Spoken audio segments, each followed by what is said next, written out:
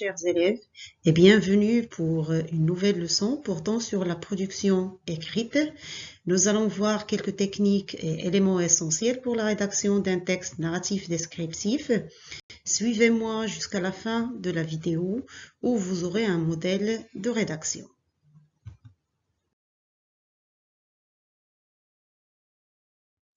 Alors, c'est un cours qui est destiné aux élèves de la 3e année du cycle secondaire collégial.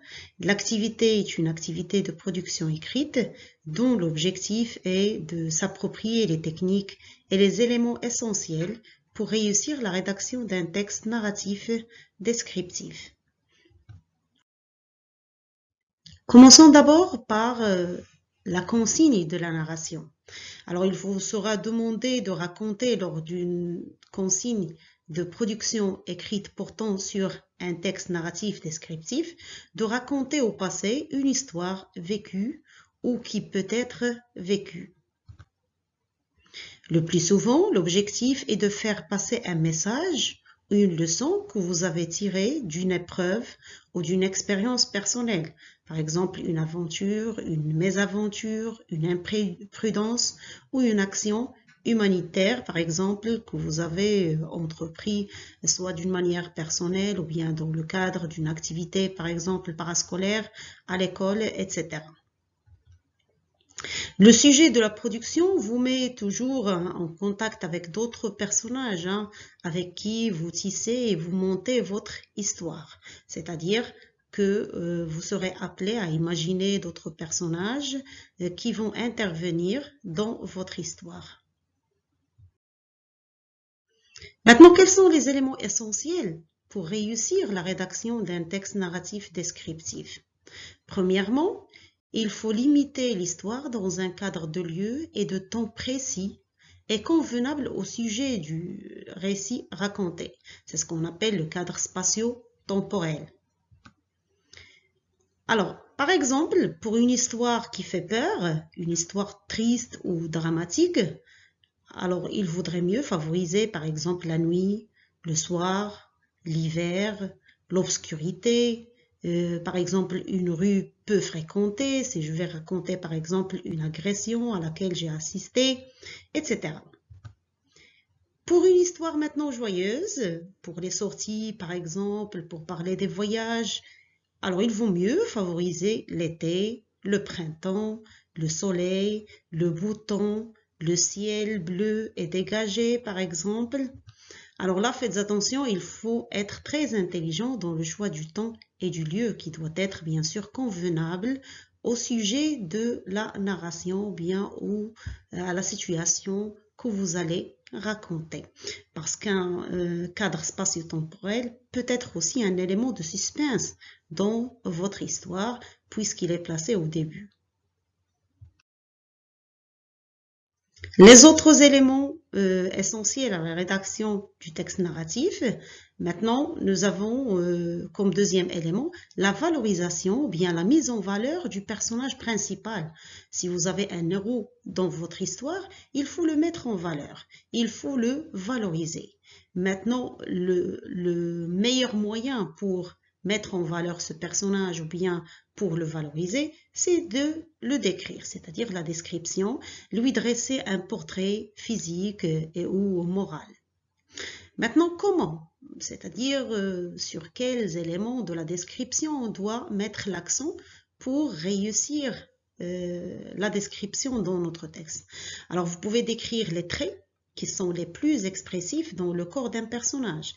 Par exemple, mettre l'accent sur les yeux, sur l'expression de la bouche, la forme du nez, par exemple, qui peut être bien sûr révélatrice pour le caractère, par exemple, d'un personnage. Je peux décrire aussi son corps, c'est-à-dire la description physique, la corpulence, parler de la taille, des épaules, par exemple, la largeur des épaules, la force, ou bien au contraire parler de la faiblesse pour décrire quelqu'un comme étant faible, mince, chétif, d'accord? Alors la description du corps et des traits doit correspondre au caractère du personnage décrit. Et je vais vous donner des exemples maintenant. Alors par exemple, Pour décrire un personnage méchant, violent, dans le cadre d'une agression par exemple, alors là, la description doit être dévalorisante.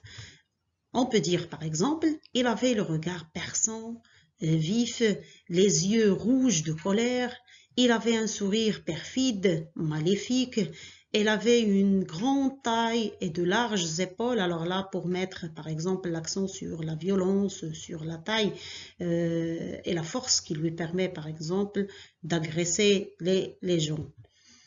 Pour décrire maintenant un personnage comme étant gentil, intelligent, là, la description doit être normalement valorisante. Alors, je peux dire, par exemple, ses yeux brillaient d'intelligence, il avait un regard doux, un doux sourire se dessinait sur ses lèvres, il avait un visage fin et des traits bien dessinés, sa silhouette était élancée, mince, svelte, il avait des cheveux ondulés comme des vagues, etc. Un autre élément essentiel dans la rédaction du texte narratif descriptif, c'est la description des sentiments. Alors, on vous demande souvent de décrire vos sentiments et de mettre l'accent sur vos réactions par rapport à ce que vous racontez. Alors, en racontant votre histoire, vous devez décrire vos sentiments face aux événements racontés. Alors, ces sentiments peuvent être des sentiments de peur, de joie, de malheur, de pitié envers quelqu'un, de regret d'une situation ou bien d'une imprudence par exemple, de fierté, etc. Une histoire par exemple qui va faire de vous quelqu'un d'heureux, de fier par exemple, des actions que vous venez d'accomplir par exemple, ou bien on peut avoir une histoire qui va faire de vous quelqu'un de malheureux, regrettant par exemple une imprudence ou d'avoir assisté à une scène dramatique. Alors là, une remarque toujours essentielle, les sentiments sont divers, mais doivent être adéquats aux événements racontés, comme ce qu'on a dit à propos du cadre spatio-temporel et de la description, bien sûr, morale et physique. Alors, tous ces éléments doivent être adéquats, convenables aux événements racontés. La description des sentiments donne de la valeur à votre rédaction et renseigne sur votre réaction face aux faits racontés et à la situation vécue. Quatrième élément essentiel aussi pour réussir la rédaction d'un texte narratif descriptif, c'est la fin de l'histoire. Alors, comment terminer mon histoire? Je dois créer un effet vers la fin de mon histoire. Comment? Alors, vous pouvez mettre fin à votre histoire par un message ou une leçon de morale que vous avez tirée, par exemple, à travers des épreuves par lesquelles vous êtes passé au cours de l'histoire que vous venez de raconter. Alors, comme exemple, ici, on peut dire ceci m'a appris d'être plus vigilant, par exemple, de ne plus juger les autres rapidement, de ne jamais faire confiance aux étrangers, par exemple. Alors, la leçon tirée, ici, comme ce que je viens de dire, pour les sentiments et la description et le cadre aussi spatio-temporel, la leçon tirée doit être également en adéquation avec la situation racontée. Cinquième élément essentiel maintenant, ce sont les temps de narration. Alors, en racontant, puisque vous rédigez une narration passée, vous devez conjuguer les verbes au temps du récit. Ce que nous avons travaillé, essentiellement l'imparfait et le passé simple. Sixième élément essentiel, c'est la bonne présentation de l'écrit. Alors, la disposition en paragraphe, c'est-à-dire marquer les alinéas.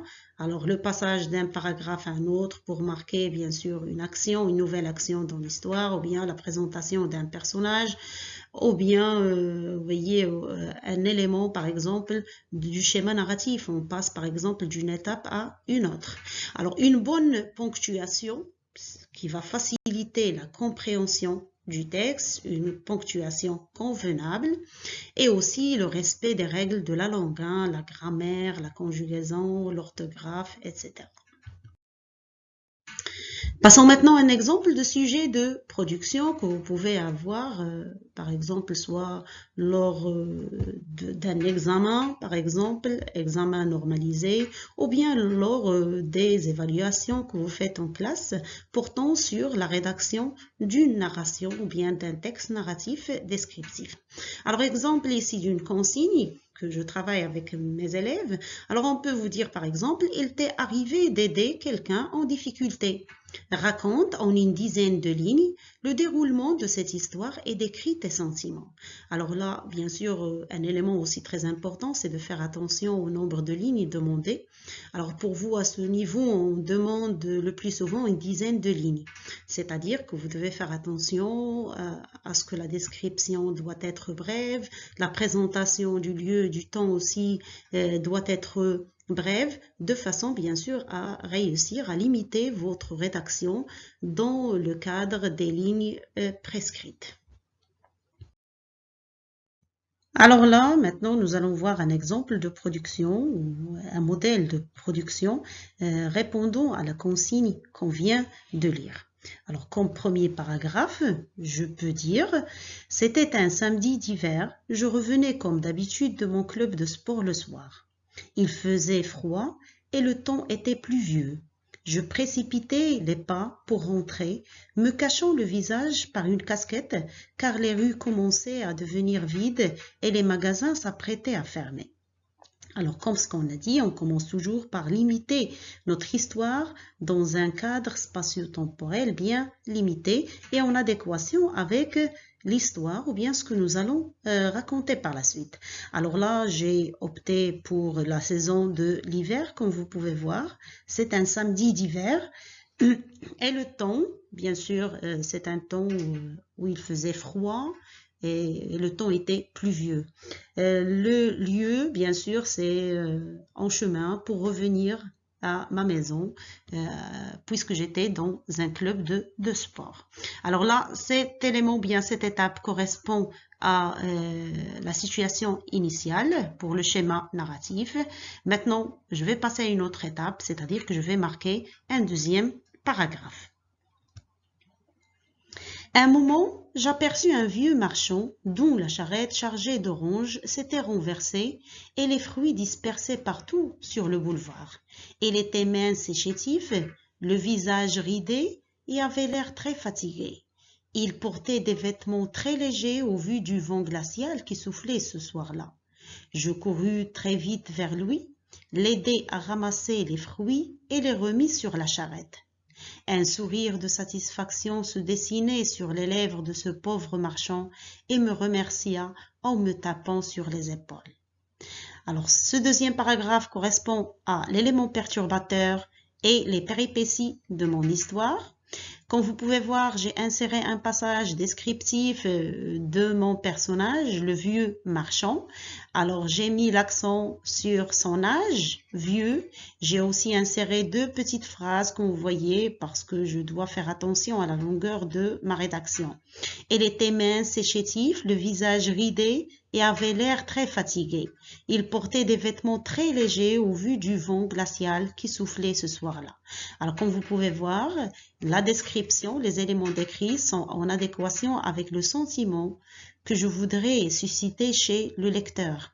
Ma visée, c'est de d'émouvoir le lecteur et de susciter un sentiment de pitié envers ce personnage.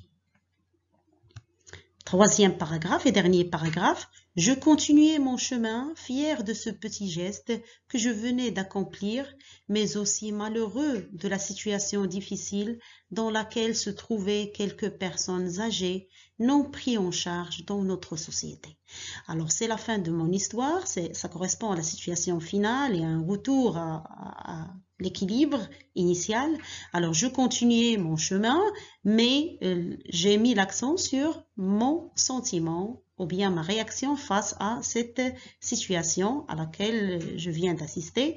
Alors, j'étais fière, voilà, de ce petit geste, mais aussi malheureux, un autre sentiment. Malheureux, là, c'est pour faire passer un message. Malheureux de la situation difficile dans laquelle se trouvaient quelques personnes âgés non pris en charge dans notre société, c'est-à-dire que ce genre de personnes doivent être soutenues par notre société. Voilà, j'espère que les éléments cités et l'exemple donné peuvent vous aider à vous entraîner à la rédaction et à réussir la rédaction d'un texte narratif descriptif. Je vous dis merci pour votre attention et je vous donne rendez-vous pour une prochaine leçon. Au revoir.